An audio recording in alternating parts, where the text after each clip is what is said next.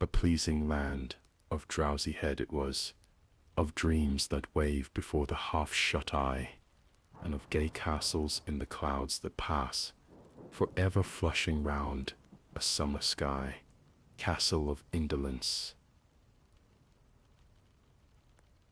In the bosom of one of those spacious coves, which indent the eastern shore of the Hudson, at that broad expansion of the river denominated by the ancient Dutch navigators the Tappan Zee, and where they always prudently shortened sail, and implored the protection of St. Nicholas when they crossed, there lies a small market town, or rural port, which by some is called Greensburg, but which is more generally and properly known by the name of Tarrytown. This name was given, we are told in former days, by the good housewives of the adjacent country, from the inveterate propensity of their husbands to linger about the village tavern on market days. Be that as it may, I do not vouch for the fact, but merely advert to it, for the sake of being precise and authentic. Not far from this village, perhaps about 2 miles, there is a little valley,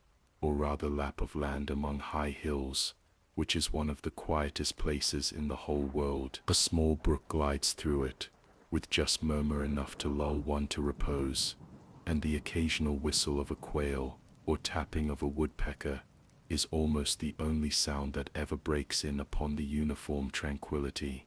I recollect that, when a stripling, my first exploit in squirrel shooting was in a grove of tall walnut trees that shades one side of the valley. I had wandered into it at noontime, when all nature is peculiarly quiet, and was startled by the roar of my own gun, as it broke the Sabbath stillness around, and was prolonged and reverberated by the angry echoes. If ever I should wish for a retreat, whither I might steal from the world and its distractions, and dream quietly away the remnant of a troubled life, I know of none more promising than this little valley.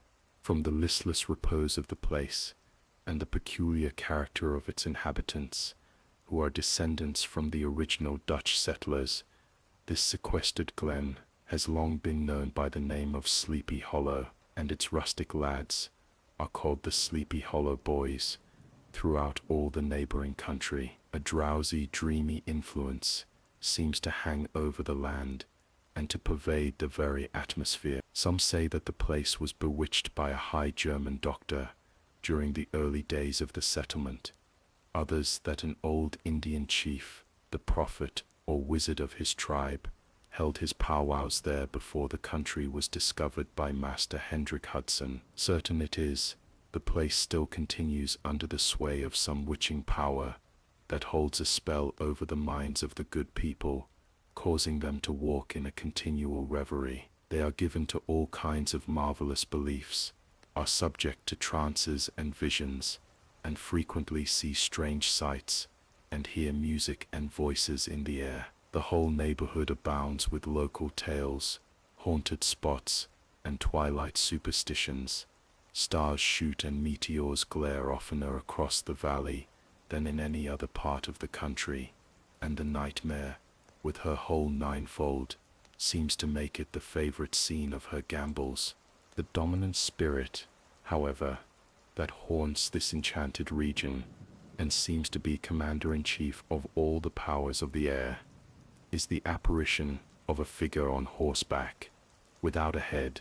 It is said by some to be the ghost of a Hessian trooper, whose head had been carried away by a cannonball in some nameless battle during the Revolutionary War, and who is ever and anon seen by the country folk hurrying along in the gloom of night, as if on the wings of the wind. His haunts are not confined to the valley, but extend at times to the adjacent roads, and especially to the vicinity of a church at no great distance. Indeed, certain of the most authentic historians of those parts, who have been careful in collecting and collating the floating facts concerning this spectre, allege that the body of the trooper having been buried in the churchyard, the ghost rides forth to the scene of battle in nightly quest of his head, and that the rushing speed with which he sometimes passes along the hollow, like a midnight blast, is owing to his being belated,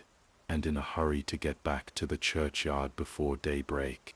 Such is the general purport of this legendary superstition, which has furnished materials for many a wild story in that region of shadows, and the spectre is known at all the country firesides by the name of the Headless Horseman of Sleepy Hollow.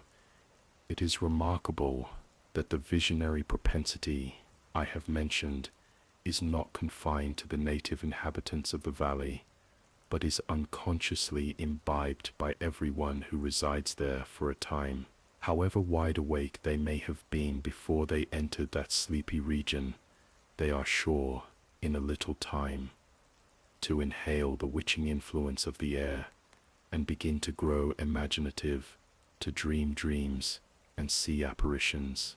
I mention this peaceful spot with all possible laud, for it is in such little retired Dutch valleys, found here and there embosomed in the great state of New York, that population, manners, and customs remain fixed, while the great torrent of migration and improvement, which is making such incessant changes in other parts of this restless country, sweeps by them unobserved.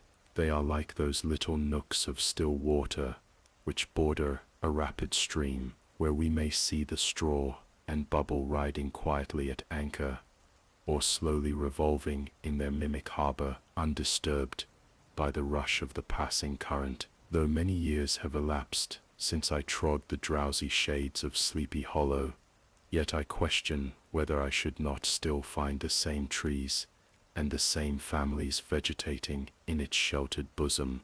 In this byplace of nature there abode, in a remote period of American history, that is to say, some 30 years since, a worthy wight of the name of Ichabod Crane, who sojourned, or, as he expressed it, tarried, in Sleepy Hollow, for the purpose of instructing the children of the vicinity. He was a native of Connecticut, a state which supplies the Union with pioneers for the mind as well as for the forest, and sends forth yearly its legions of frontier woodmen and country schoolmasters. The cognomen of Crane was not inapplicable to his person. He was tall, but exceedingly lank, with narrow shoulders, long arms and legs, hands that dangled a mile out of his sleeves, feet that might have served for shovels, and his whole frame most loosely hung together.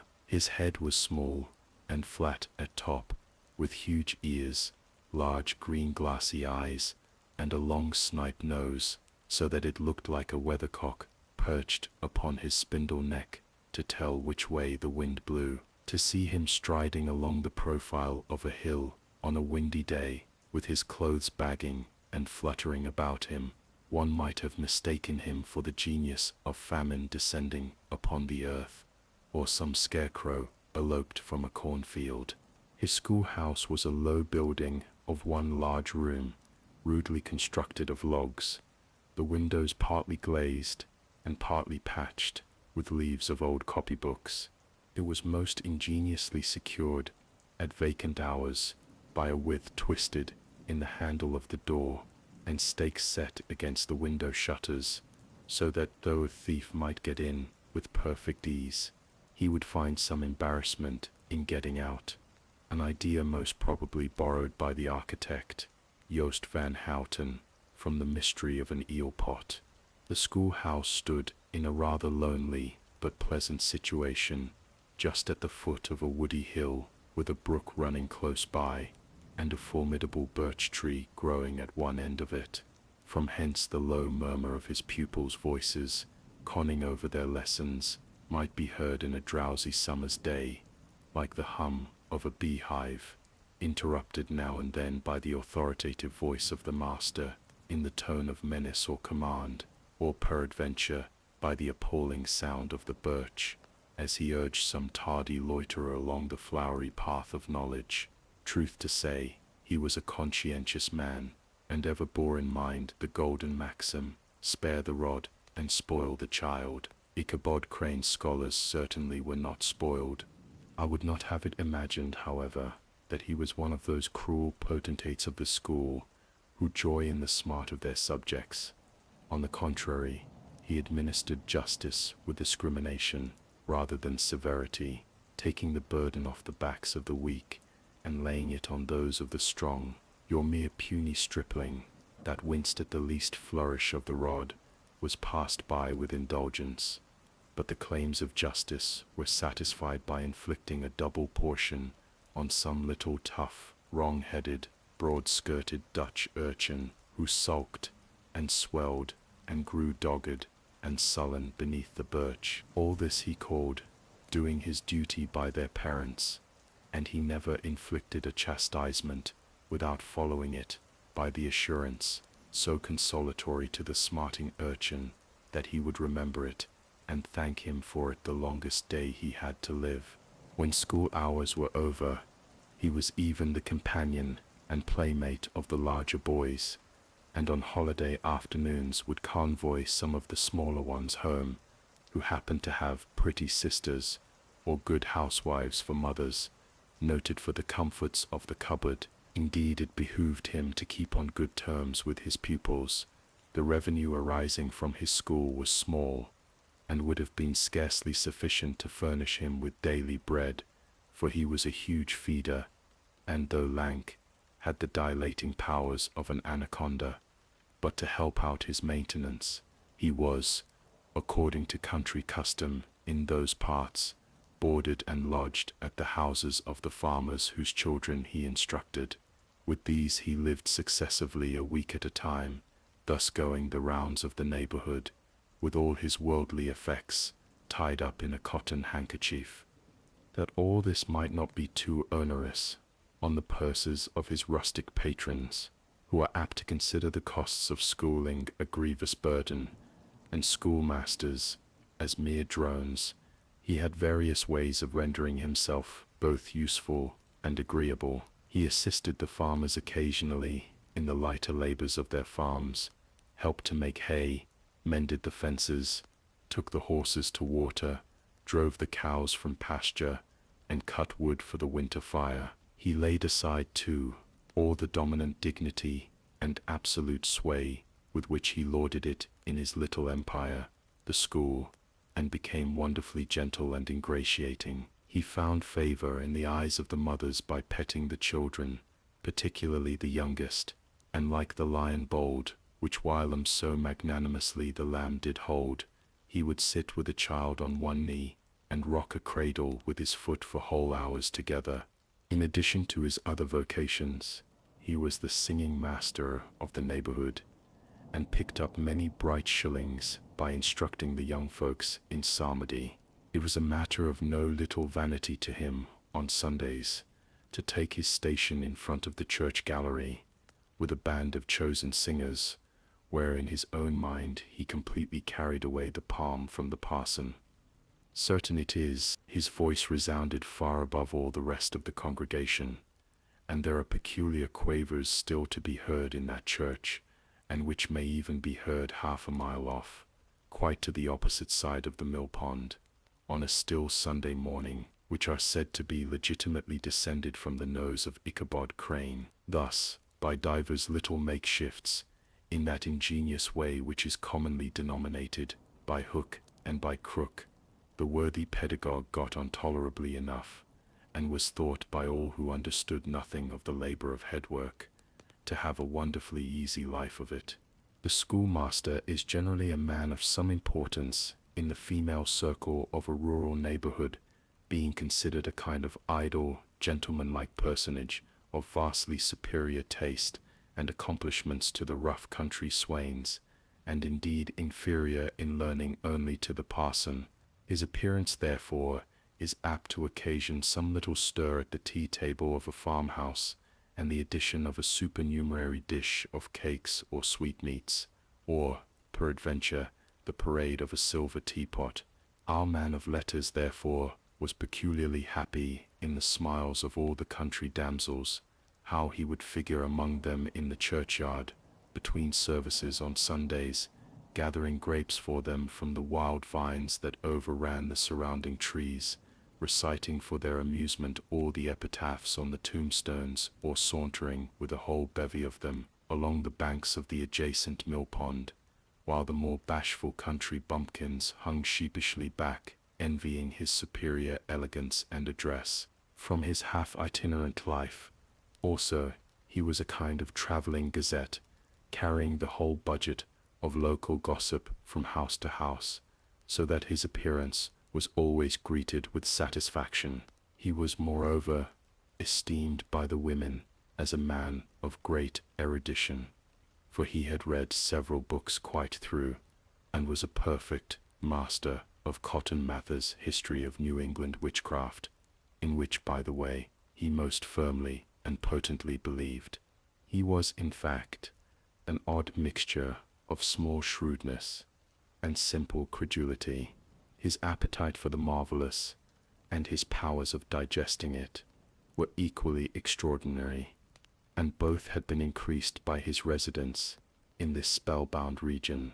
No tale was too gross or monstrous for his capacious swallow.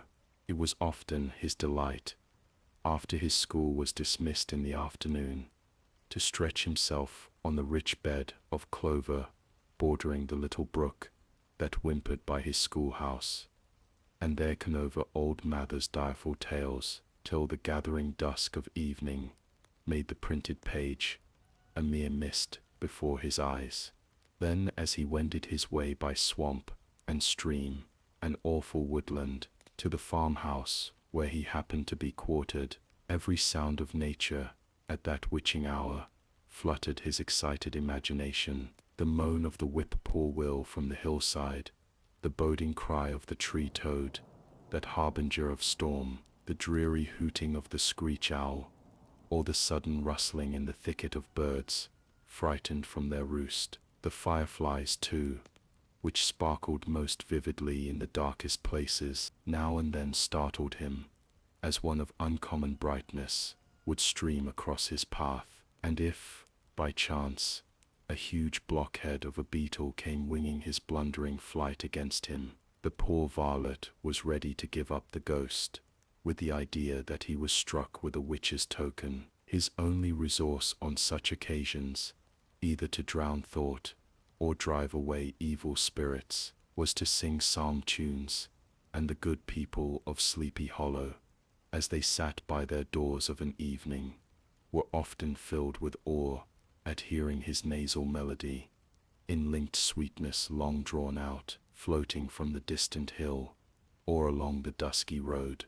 Another of his sources of fearful pleasure was to pass long winter evenings with the old Dutch wives, as they sat spinning by the fire, with a row of apples roasting and spluttering along the hearth, and listened to their marvelous tales of ghosts and goblins, and haunted fields, and haunted brooks, and haunted bridges, and haunted houses, and particularly of the Headless Horseman, or Galloping Hessian of the Hollow, as they sometimes called him. He would delight them equally by his anecdotes of witchcraft, and of the direful omens and portentous sights and sounds in the air which prevailed in the earlier times of Connecticut, and would frighten them woefully with speculations upon comets and shooting stars, and with the alarming fact that the world did absolutely turn round, and that they were half the time topsy-turvy.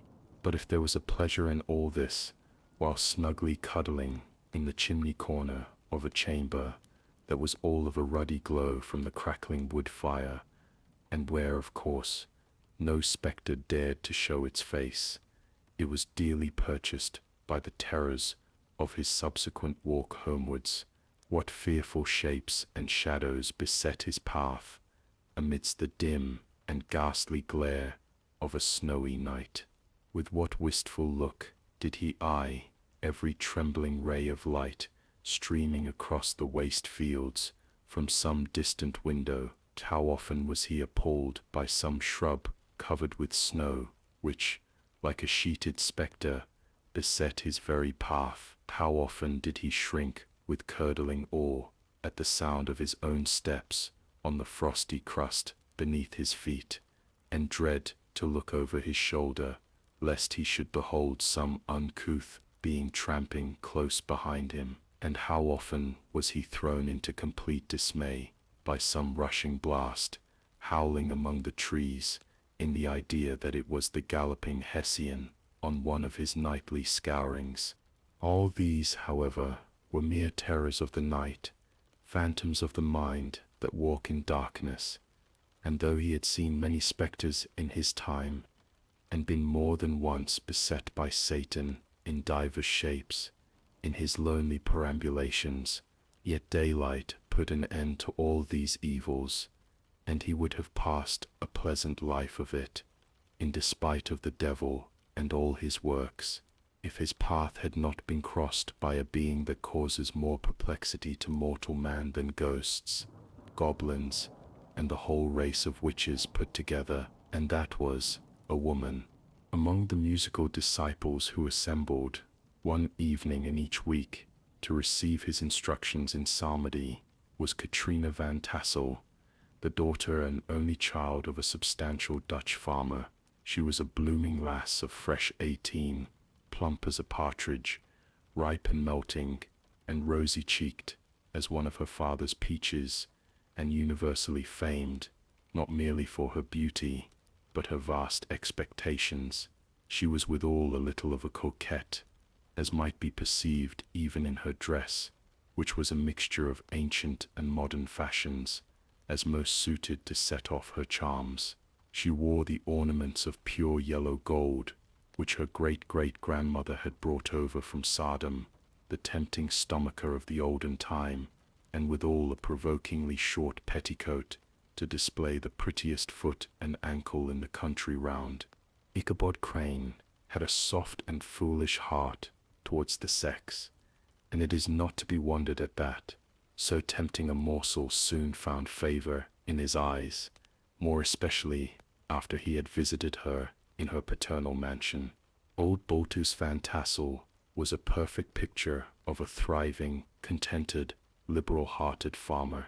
He seldom, it is true, sent either his eyes or his thoughts beyond the boundaries of his own farm, but within those everything was snug, happy, and well-conditioned. He was satisfied with his wealth, but not proud of it, and piqued himself upon the hearty abundance, rather than the style in which he lived. His stronghold was situated on the banks of the Hudson, in one of those green, sheltered, fertile nooks, in which the Dutch farmers are so fond of nestling. A great elm tree spread its broad branches over it, at the foot of which bubbled up a spring of the softest and sweetest water in a little well formed of a barrel, and then stole sparkling away through the grass to a neighboring brook that babbled along among alders and dwarf willows. Hard by the farmhouse was a vast barn that might have served for a church, every window and crevice of which seemed bursting forth with the treasures of the farm. The flail was busily resounding within it from morning to night. Swallows and martins skimmed, twittering about the eaves, and rows of pigeons, some with one eye turned up, as if watching the weather, some with their heads under their wings or buried in their bosoms, and others swelling and cooing and bowing about their dames, were enjoying the sunshine on the roof. Sleek, unwieldy porkers were grunting in the repose and abundance of their pens, from whence sallied forth, now and then, troops of sucking pigs, as if to snuff the air. A stately squadron of snowy geese were riding in an adjoining pond, convoying whole fleets of ducks.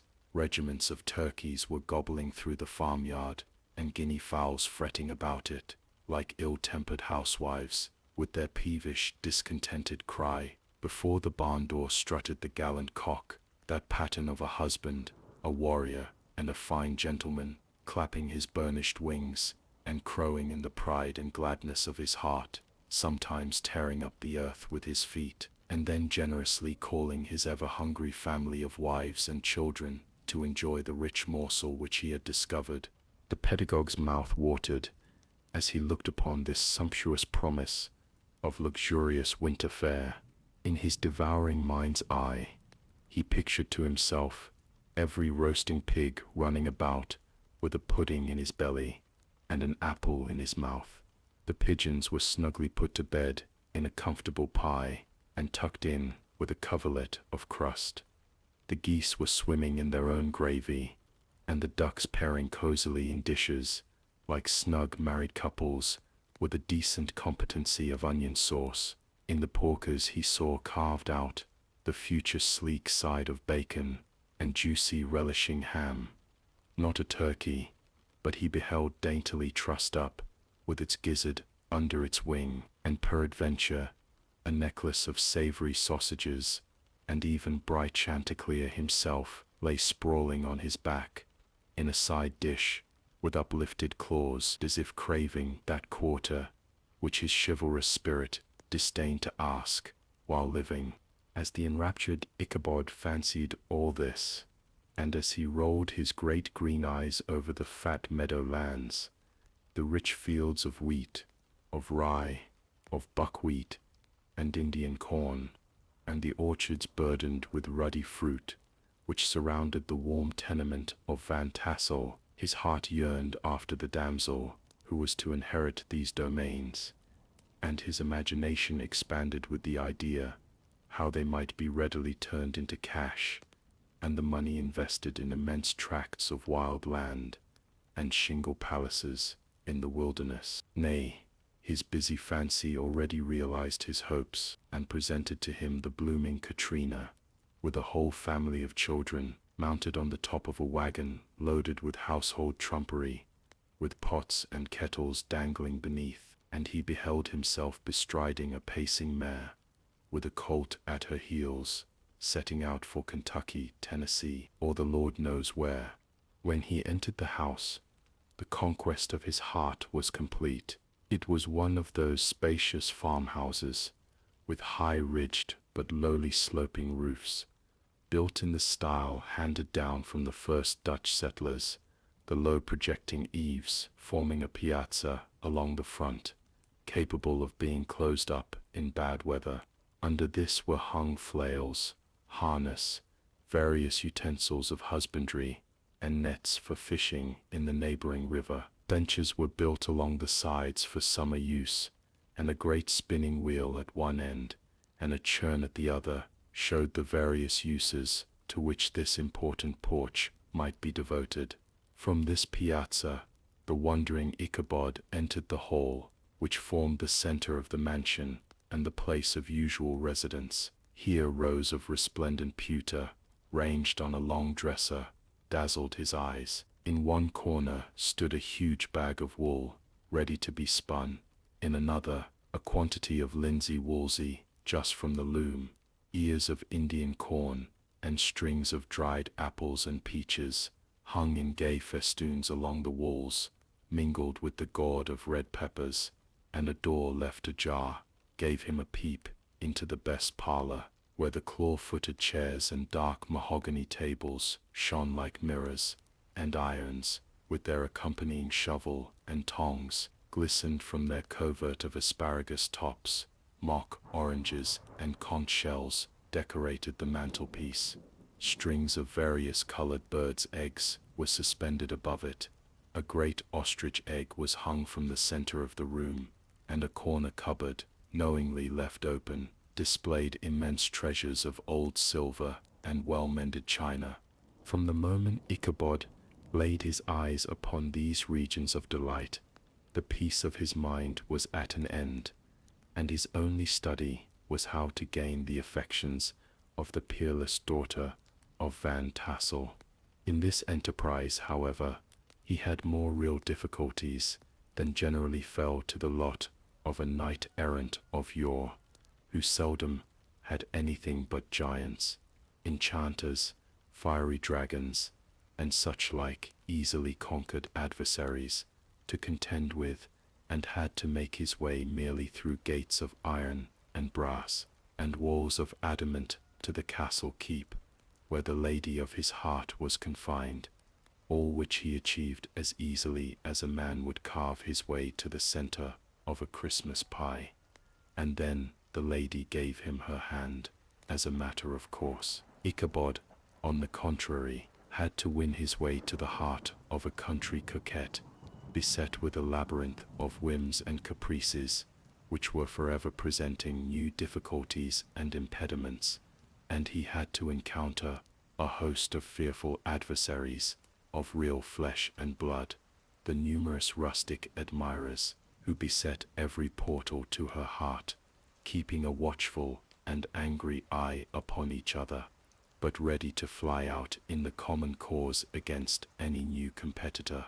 Among these, the most formidable was a burly, roaring, roistering blade of the name of Abraham, or, according to the Dutch abbreviation, Brom van Brunt, the hero of the country round, which rang with his feats of strength and hardihood. He was broad-shouldered and double-jointed, with short curly black hair, and a bluff but not unpleasant countenance, having a mingled air of fun and arrogance. From his Herculean frame and great powers of limb, he had received the nickname of Brombones, by which he was universally known. He was famed for great knowledge and skill in horsemanship, being as dexterous on horseback as a Tartar. He was foremost at all races and cockfights, and with the ascendancy which bodily strength always acquires in rustic life, was the umpire in all disputes, setting his hat on one side, and giving his decisions with an air and tone that admitted of no gainsay or appeal. He was always ready for either a fight or a frolic, but had more mischief than ill will in his composition, and with all his overbearing roughness, there was a strong dash of waggish good humor at bottom. He had 3 or 4 boon companions, who regarded him as their model, and at the head of whom he scoured the country, attending every scene of feud or merriment for miles round. In cold weather, he was distinguished by a fur cap, surmounted with a flaunting fox's tail, and when the folks at a country gathering descried this well-known crest at a distance, whisking about among a squad of hard riders, they always stood by for a squall. Sometimes his crew would be heard dashing along past the farmhouses at midnight, with whoop and halloo, like a troop of Don Cossacks, and the old dames, startled out of their sleep, would listen for a moment, till the hurry-scurry had clattered by, and then exclaim, there goes Brombones and his gang." The neighbors looked upon him with a mixture of awe, admiration, and goodwill, and when any madcap prank or rustic brawl occurred in the vicinity, always shook their heads, and warranted Brombones was at the bottom of it. This ranty-poor hero had for some time singled out the blooming Katrina for the object of his uncouth gallantries, and though his amorous toyings were something like the gentle caresses and endearments of a bear, yet it was whispered that she did not altogether discourage his hopes.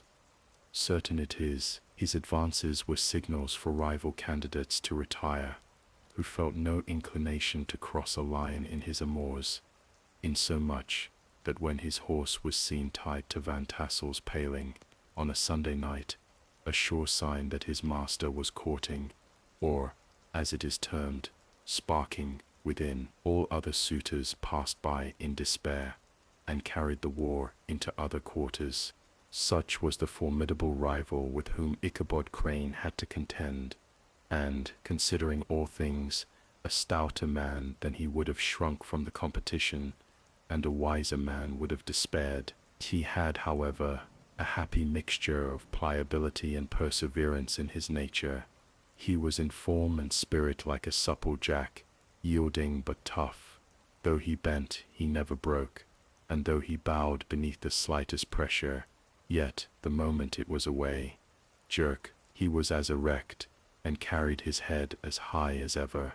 To have taken the field openly against his rival would have been madness, for he was not a man to be thwarted in his amours, any more than that stormy lover, Achilles. Ichabod, therefore, made his advances in a quiet and gently insinuating manner. Under cover of his character of singing master, he made frequent visits at the farmhouse, not that he had anything to apprehend from the meddlesome interference of parents, which is so often a stumbling block in the path of lovers. Bolt Van Tassel was an easy, indulgent soul. He loved his daughter better even than his pipe, and like a reasonable man and an excellent father, let her have her way in everything.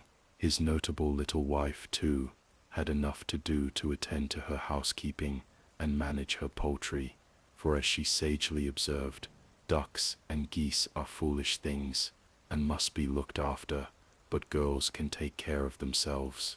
Thus, while the busy dame bustled about the house, or plied her spinning wheel at one end of the piazza, honest Bolt would sit smoking his evening pipe at the other, watching the achievements of a little wooden warrior, who, armed with a sword in each hand, was most valiantly fighting the wind on the pinnacle of the barn. In the meantime, Ichabod would carry on his suit with the daughter by the side of the spring, under the great elm, or sauntering along in the twilight, that hour so favorable to the lover's eloquence. I profess not to know how women's hearts are wooed and won. To me they have always been matters of riddle and admiration. Some seem to have but one vulnerable point, or door of access, while others have 1,000 avenues, and may be captured in 1,000 different ways. It is a great triumph of skill to gain the former, but a still greater proof of generalship to maintain possession of the latter, for man must battle for his fortress at every door and window. He who wins 1,000 common hearts is therefore entitled to some renown, but he who keeps undisputed sway over the heart of a coquette is indeed a hero. Certain it is, this was not the case with the redoubtable Brombones, and from the moment Ichabod Crane made his advances, the interests of the former evidently declined.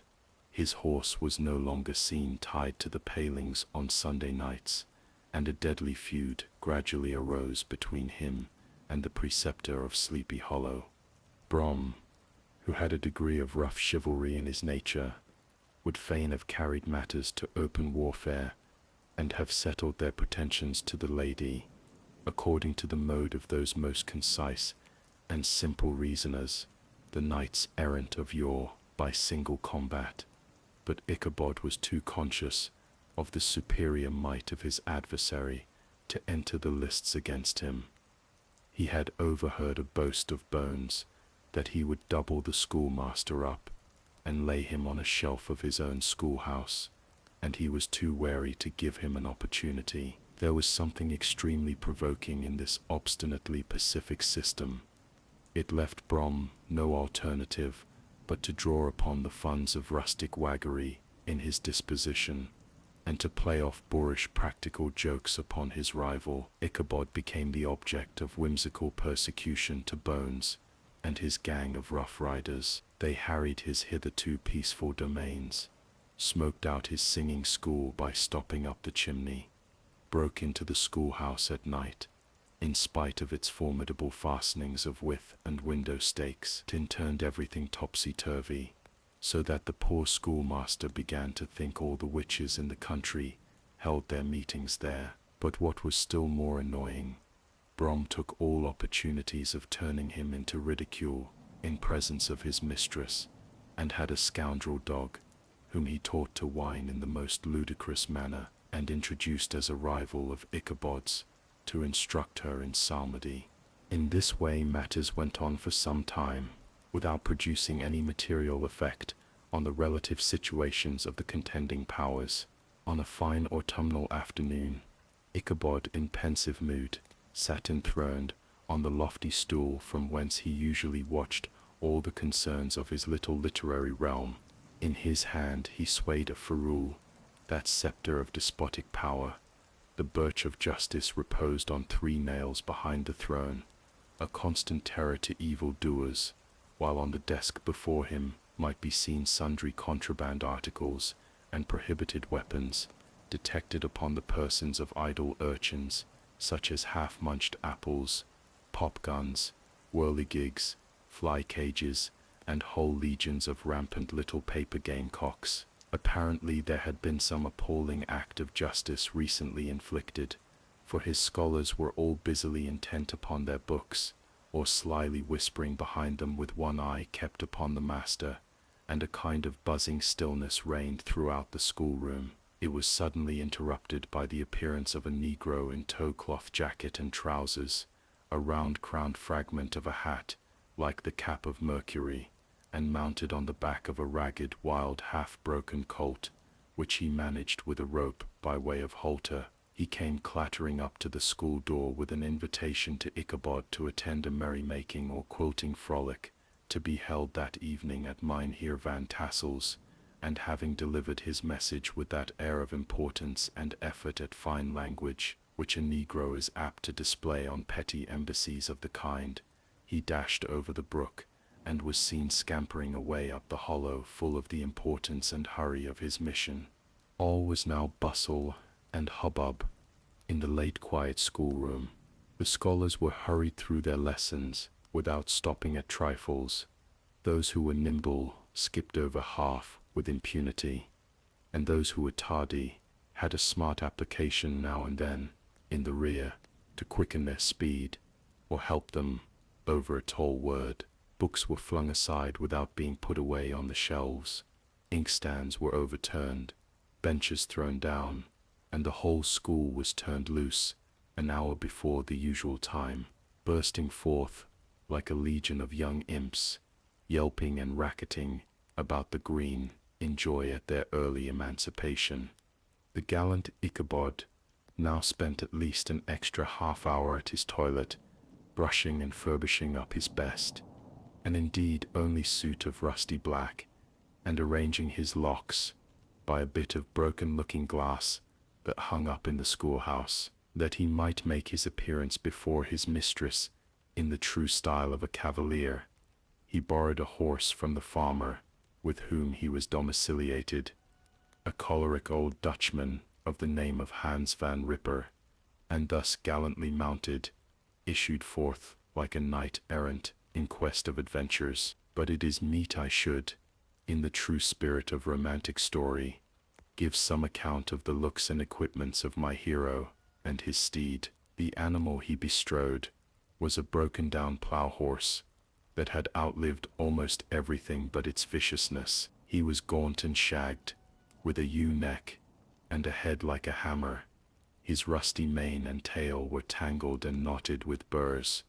One eye had lost its pupil and was glaring and spectral, but the other had the gleam of a genuine devil in it. Still he must have had fire and metal in his day, if we may judge from the name he bore of gunpowder. He had, in fact, been a favorite steed of his master's, the choleric Van Ripper, who was a furious rider, and had infused, very probably, some of his own spirit into the animal, for old and broken down as he looked, there was more of the lurking devil in him than in any young filly in the country.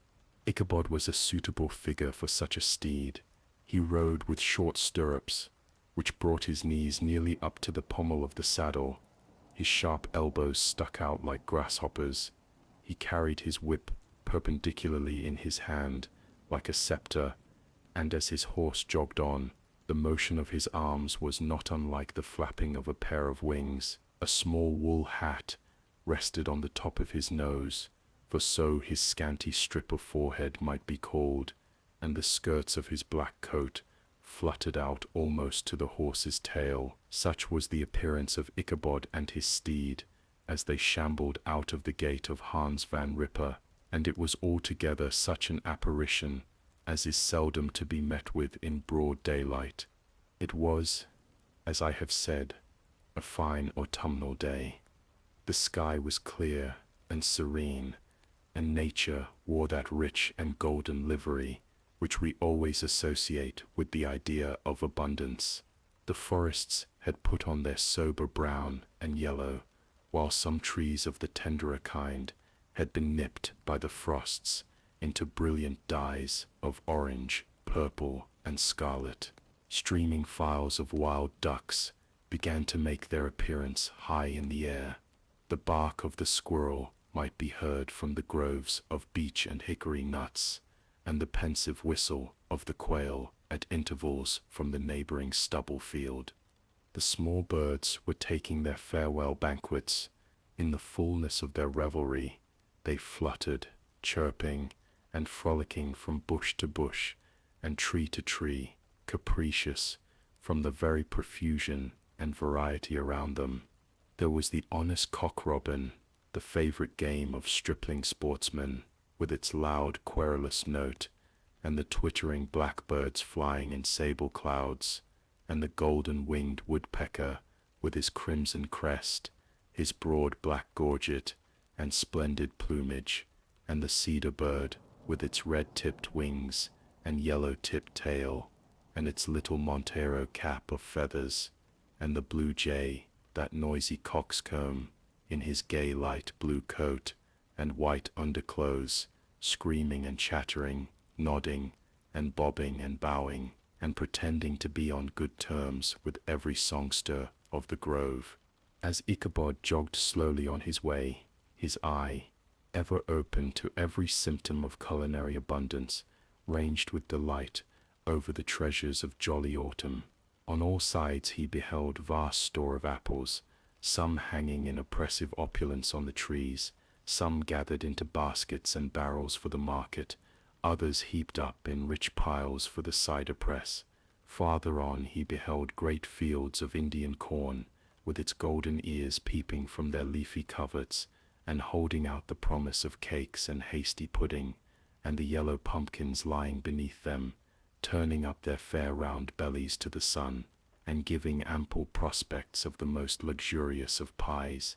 And anon he passed the fragrant buckwheat fields, breathing the odor of the beehive, and as he beheld them, soft anticipations stole over his mind of dainty slapjacks, well buttered and garnished with honey or treacle by the delicate little dimpled hand of Katrina Van Tassel.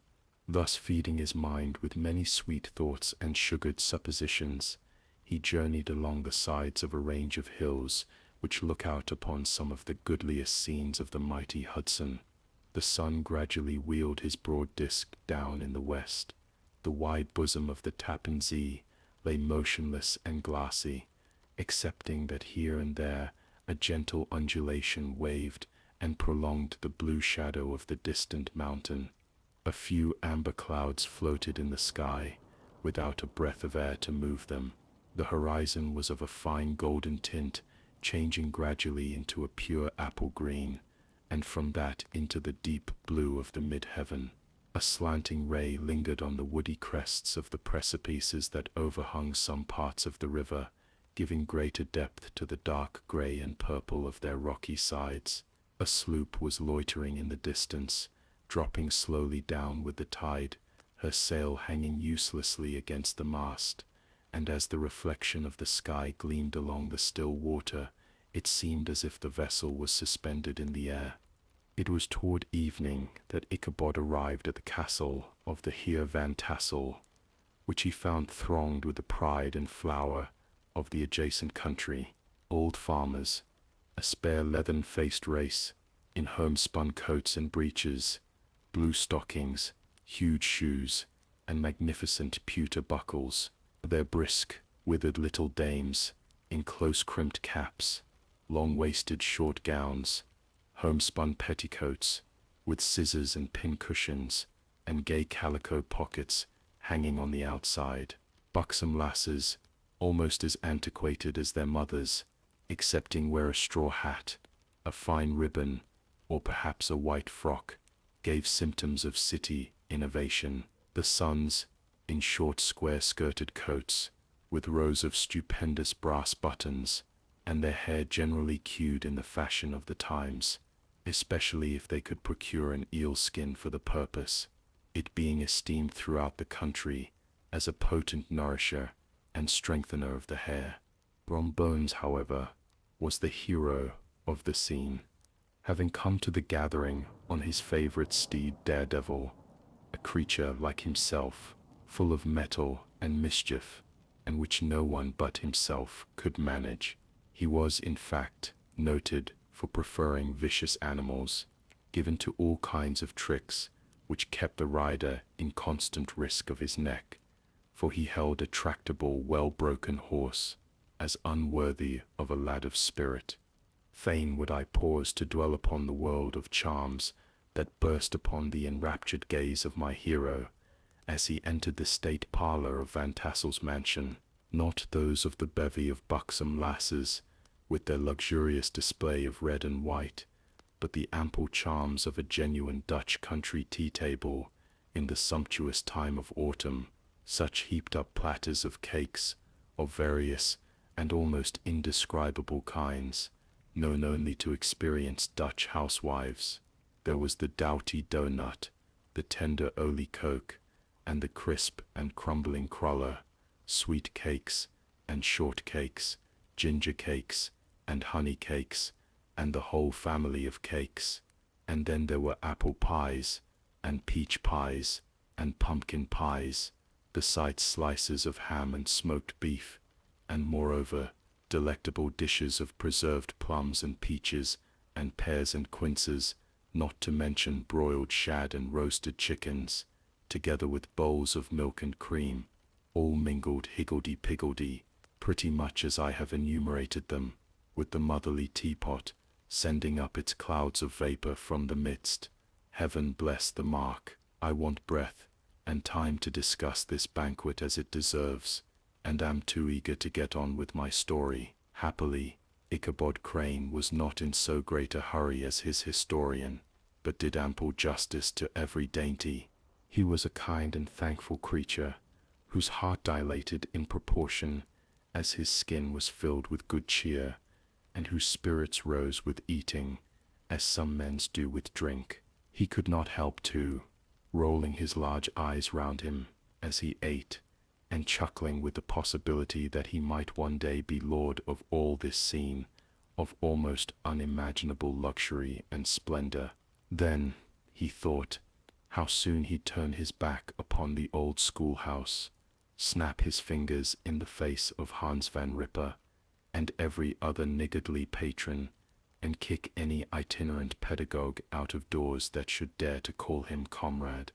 Old Baltus Van Tassel moved about among his guests, with a face dilated with content and good humor, round and jolly as the harvest moon. His hospitable attentions were brief but expressive, being confined to a shake of the hand, a slap on the shoulder, a loud laugh, and a pressing invitation to fall to and help themselves. And now the sound of the music from the common room or hall summoned to the dance. The musician was an old gray-headed Negro who had been the itinerant orchestra of the neighborhood for more than half a century. His instrument was as old and battered as himself. The greater part of the time he scraped on 2 or 3 strings, accompanying every movement of the bow with a motion of the head, bowing almost to the ground, and stamping with his foot whenever a fresh couple were to start.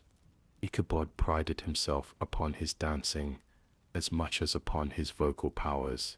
Not a limb, not a fiber about him was idle, and to have seen his loosely hung frame in full motion and clattering about the room, you would have thought Saint Vitus himself, that blessed patron of the dance, was figuring before you in person. He was the admiration of all the Negroes, who, having gathered of all ages and sizes from the farm and the neighborhood, stood forming a pyramid of shining black faces at every door and window, gazing with delight at the scene, rolling their white eyeballs, and showing grinning rows of ivory from ear to ear. How could the flogger of urchins be otherwise than animated and joyous? The lady of his heart was his partner in the dance, and smiling graciously in reply to all his amorous oglings, while Brombones, sorely smitten with love and jealousy, sat brooding by himself in one corner. When the dance was at an end, Ichabod was attracted to a knot of the Sager folks, who with old Van Tassel sat smoking at one end of the piazza, gossiping over former times and drawing out long stories about the war. This neighborhood, at the time of which I am speaking, was one of those highly favored places which abound with chronicle and great men. The British and American line had run near it during the war.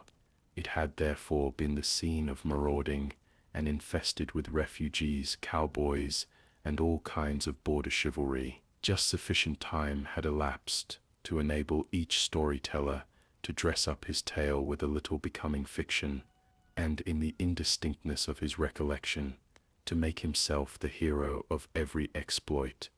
There was the story of Dufeu Martling, a large blue-bearded Dutchman who had nearly taken a British frigate with an old iron 9-pounder from a mud breastwork, only that his gun burst at the 6th discharge.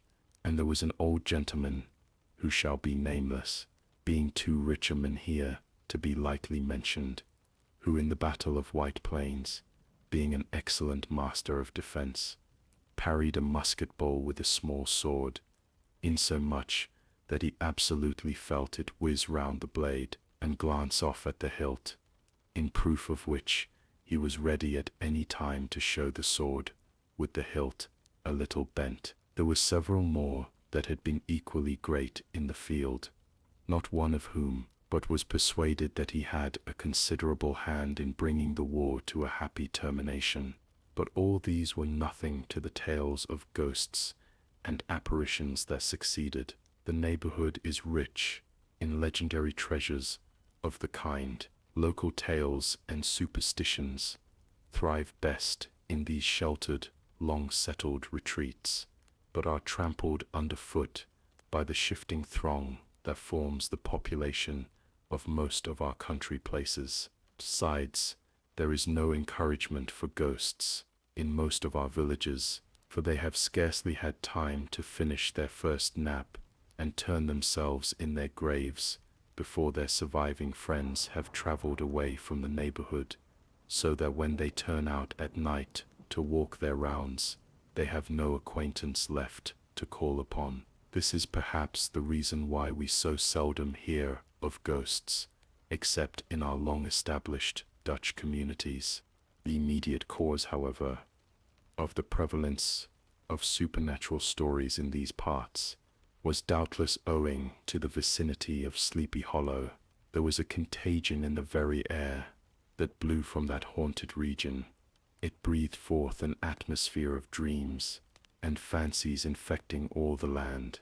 Several of the Sleepy Hollow people were present at Van Tassel's, and, as usual, were doling out their wild and wonderful legends. Many dismal tales were told about funeral trains, and mourning cries and wailings, heard and seen about the great tree where the unfortunate Major Andre was taken, and which stood in the neighborhood.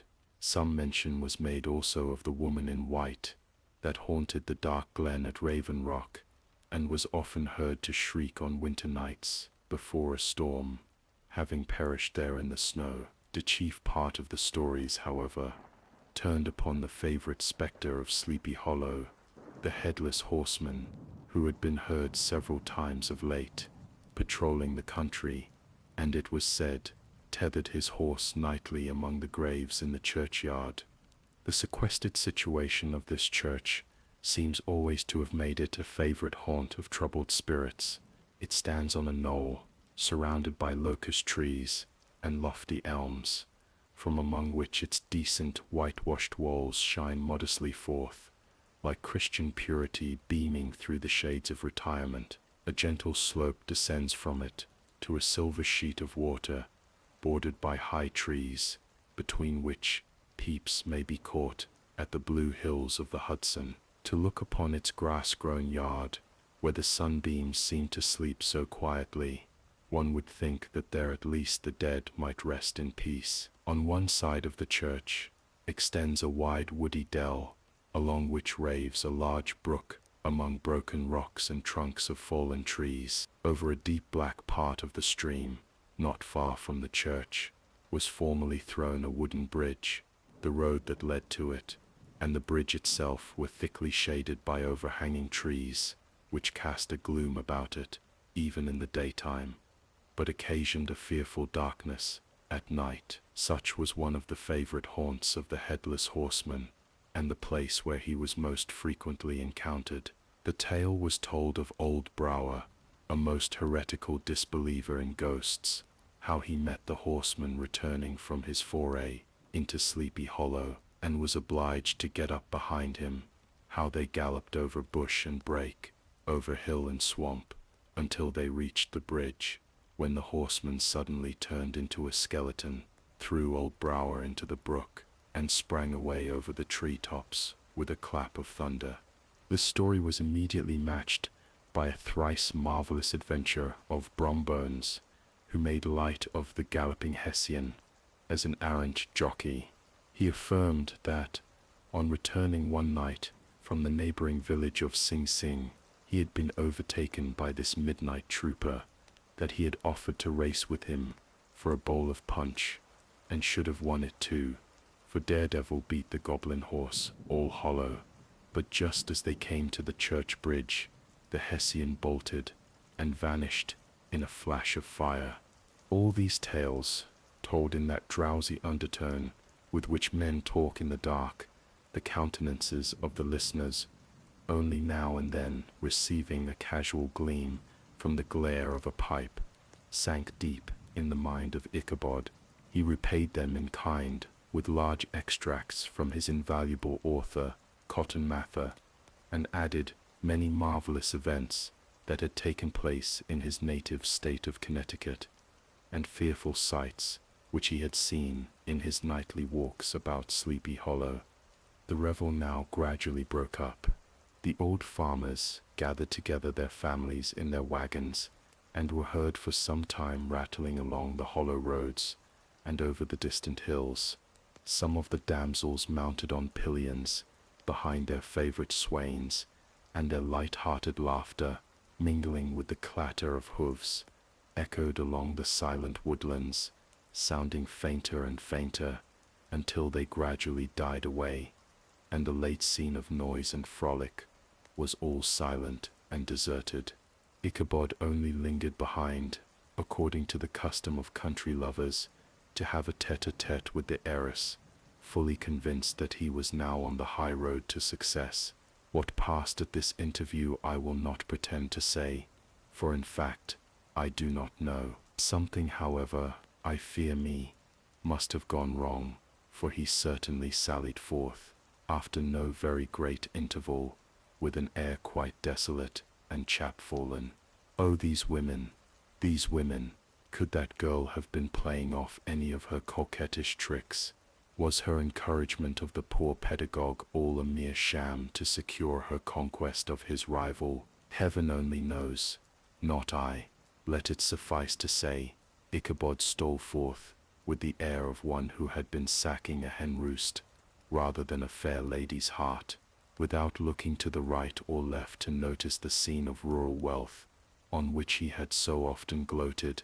He went straight to the stable, and with several hearty cuffs and kicks, roused his steed most uncourteously from the comfortable quarters in which he was soundly sleeping, dreaming of mountains of corn and oats, and whole valleys of timothy and clover. It was the very witching time of night, that Ichabod, heavy-hearted and crestfallen, pursued his travels homewards, along the sides of the lofty hills which rise above Tarrytown, and which he had traversed so cheerily in the afternoon. The hour was as dismal as himself. Far below him, the Tappan Zee spread its dusky and indistinct waste of waters, with here and there the tall mast of a sloop, riding quietly at anchor under the land. In the dead hush of midnight, he could even hear the barking of the watchdog from the opposite shore of the Hudson, but it was so vague and faint as only to give an idea of his distance from this faithful companion of man. Now and then, too, the long-drawn crowing of a cock, accidentally awakened, would sound far, far off from some farmhouse away among the hills, but it was like a dreaming sound in his ear. No signs of life occurred near him, but occasionally the melancholy chirp of a cricket, or perhaps the guttural twang of a bullfrog from a neighboring marsh, as if sleeping uncomfortably and turning suddenly in his bed. All the stories of ghosts and goblins that he had heard in the afternoon now came crowding upon his recollection. The night grew darker and darker. The stars seemed to sink deeper in the sky, and driving clouds occasionally hid them from his sight. He had never felt so lonely and dismal. He was, moreover, approaching the very place where many of the scenes of the ghost stories had been laid. In the center of the road stood an enormous tulip tree, which towered like a giant above all the other trees of the neighborhood, and formed a kind of landmark. Its limbs were gnarled and fantastic, large enough to form trunks for ordinary trees, twisting down almost to the earth, and rising again into the air.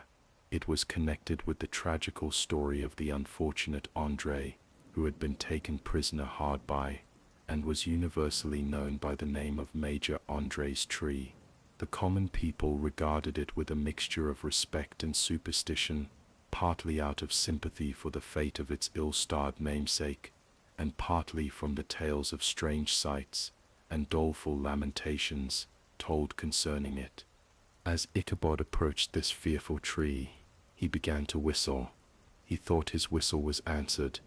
It was but a blast, sweeping sharply through the dry branches.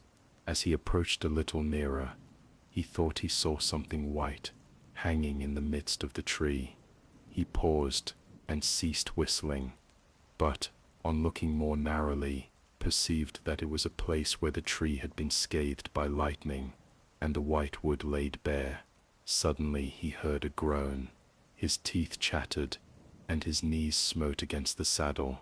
It was but the rubbing of one huge bough upon another, as they were swayed about by the breeze.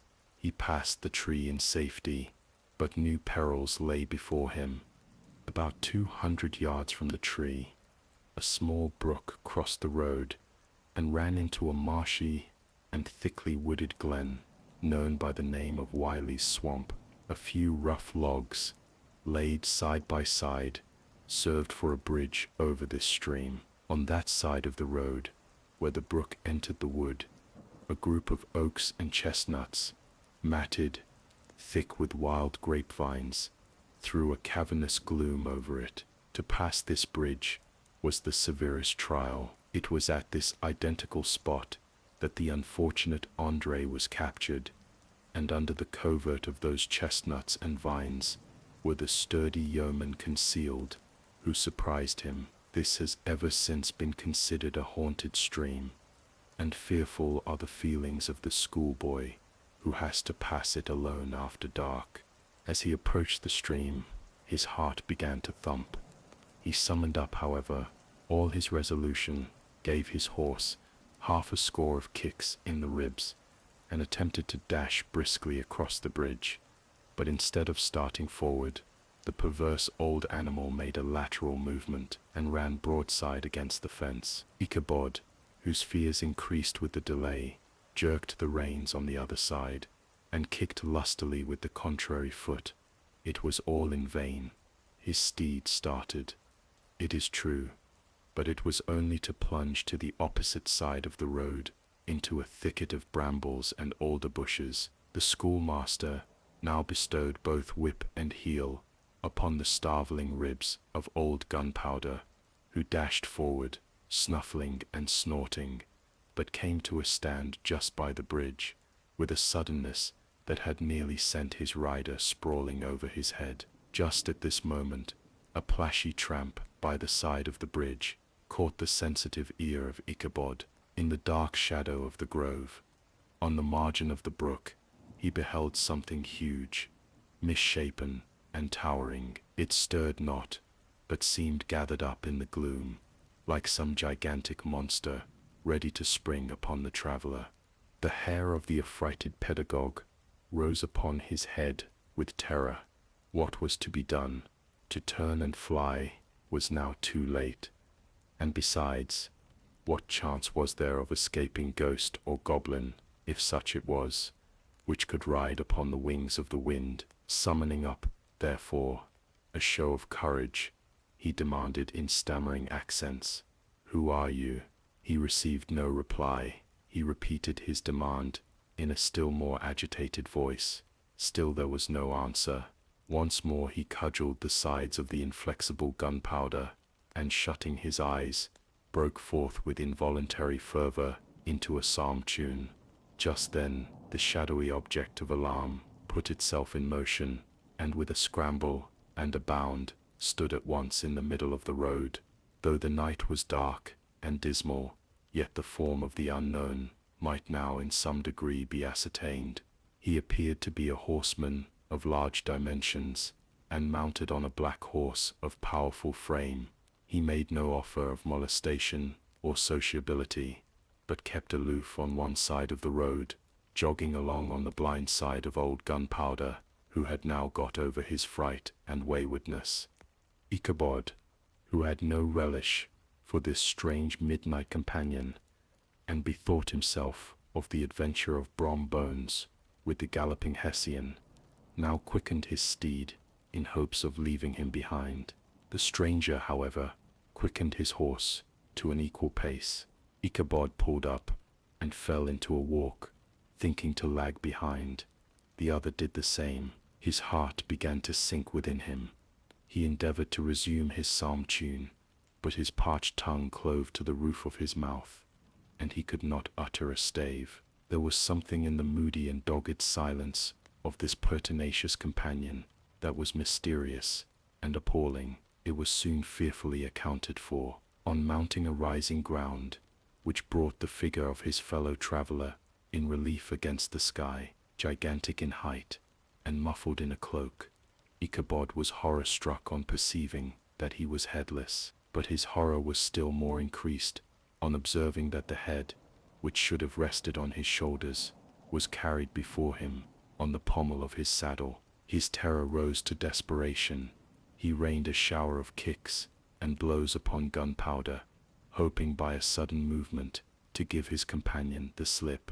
But the spectre started full jump with him. Away then they dashed through thick and thin, stones flying, and sparks flashing at every bound. Ichabod's flimsy garments fluttered in the air, as he stretched his long lank body away over his horse's head, in the eagerness of his flight. They had now reached the road which turns off to Sleepy Hollow, but Gunpowder, who seemed possessed with a demon, instead of keeping up it, made an opposite turn, and plunged headlong downhill to the left. This road leads through a sandy hollow shaded by trees for about a quarter of a mile, where it crosses the bridge famous in Goblin story, and just beyond swells the green knoll on which stands the whitewashed church. As yet, the panic of the steed had given his unskilful rider an apparent advantage in the chase, but just as he had got halfway through the hollow, the girths of the saddle gave way, and he felt it slipping from under him. He seized it by the pommel and endeavored to hold it firm, but in vain, and had just time to save himself by clasping old Gunpowder round the neck, when the saddle fell to the earth, and he heard it trampled underfoot by his pursuer. For a moment the terror of Hans van Ripper's wrath passed across his mind, for it was his Sunday saddle, but this was no time for petty fears. The goblin was hard on his haunches, and unskilful rider that he was, he had much ado to maintain his seat, sometimes slipping on one side, sometimes on another, and sometimes jolted on the high ridge of his horse's backbone, with a violence that he verily feared would cleave him asunder. An opening in the trees now cheered him with the hopes the church bridge was at hand. The wavering reflection of a silver star in the bosom of the brook told him that he was not mistaken. He saw the walls of the church dimly glaring under the trees beyond. He recollected the place where Brombones's ghostly competitor had disappeared. If I can but reach that bridge, thought Ichabod, I am safe. Just then he heard the black steed panting and blowing close behind him. He even fancied that he felt his hot breath. Another convulsive kick in the ribs, and old Gunpowder sprang upon the bridge. He thundered over the resounding planks. He gained the opposite side, and now Ichabod cast a look behind to see if his pursuer should vanish. according to rule, in a flash of fire and brimstone. Just then he saw the goblin rising in his stirrups, and in the very act of hurling his head at him. Ichabod endeavored to dodge the horrible missile, but too late. It encountered his cranium with a tremendous crash. He was tumbled headlong into the dust, and Gunpowder, the black steed, and the goblin rider passed by like a whirlwind. The next morning the old horse was found without his saddle, and with the bridle under his feet, soberly cropping the grass at his master's gate. Ichabod did not make his appearance at breakfast. Dinner hour came, but no Ichabod. The boys assembled at the schoolhouse and strolled idly about the banks of the brook, but no schoolmaster. Hans Van Ripper now began to feel some uneasiness about the fate of poor Ichabod and his saddle. An inquiry was set on foot, and after diligent investigation they came upon his traces. In one part of the road leading to the church was found the saddle trampled in the dirt, the tracks of horses' hoofs deeply dented in the road, and evidently at furious speed, were traced to the bridge, beyond which, on the bank of a broad part of the brook, where the water ran deep and black, was found the hat of the unfortunate Ichabod, and close beside it, a shattered pumpkin. The brook was searched, but the body of the schoolmaster was not to be discovered. Hans Van Ripper, as executor of his estate, examined the bundle which contained all his worldly effects. They consisted of 2 shirts and a half, 2 stocks for the neck, a pair or 2 of worsted stockings, an old pair of corduroy small clothes, a rusty razor, a book of psalm tunes full of dog's ears, and a broken pitch pipe. As to the books and furniture of the schoolhouse, they belonged to the community, excepting Cotton Mather's History of Witchcraft, a New England almanac, and a book of dreams and fortune-telling, in which last was a sheet of foolscap, much scribbled and blotted in several fruitless attempts to make a copy of verses in honor of the heiress of Van Tassel. These magic books and the poetic scroll were forthwith consigned to the flames by Hans Van Ripper, who from that time forward determined to send his children no more to school, observing that he never knew any good come of this same reading and writing. Whatever money the schoolmaster possessed, and he had received his quarter's pay but a day or 2 before, he must have had about his person at the time of his disappearance. The mysterious event caused much speculation at the church on the following Sunday. Knots of gazers and gossips were collected in the churchyard, at the bridge, and at the spot where the hat and pumpkin had been found. The stories of Brower, of Bones, and a whole budget of others were called to mind, and when they had diligently considered them all, and compared them with the symptoms of the present case, they shook their heads, and came to the conclusion that Ichabod had been carried off by the galloping Hessian. As he was a bachelor, and in nobody's debt, nobody troubled his head any more about him. The school was removed to a different quarter of the hollow, and another pedagogue reigned in his stead.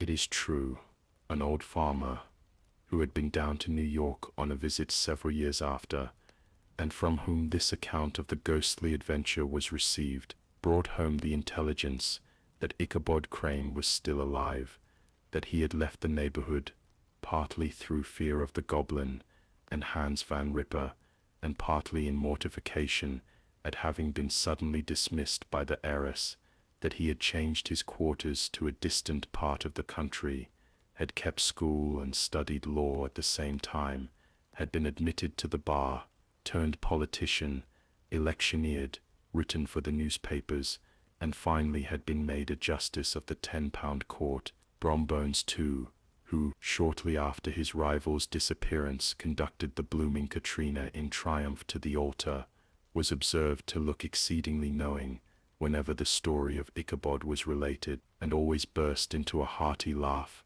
at the mention of the pumpkin, which led some to suspect that he knew more about the matter than he chose to tell. The old country wives, however, who are the best judges of these matters, maintain to this day that Ichabod was spirited away by supernatural means, and it is a favorite story often told about the neighborhood round the winter evening fire. The bridge became more than ever an object of superstitious awe, and that may be the reason why the road has been altered of late years, so as to approach the church by the border of the mill pond. The schoolhouse, being deserted, soon fell to decay, and was reported to be haunted by the ghost of the unfortunate pedagogue, and the ploughboy, loitering homeward of a still summer evening, has often fancied his voice at a distance, chanting a melancholy psalm tune among the tranquil solitudes of Sleepy Hollow.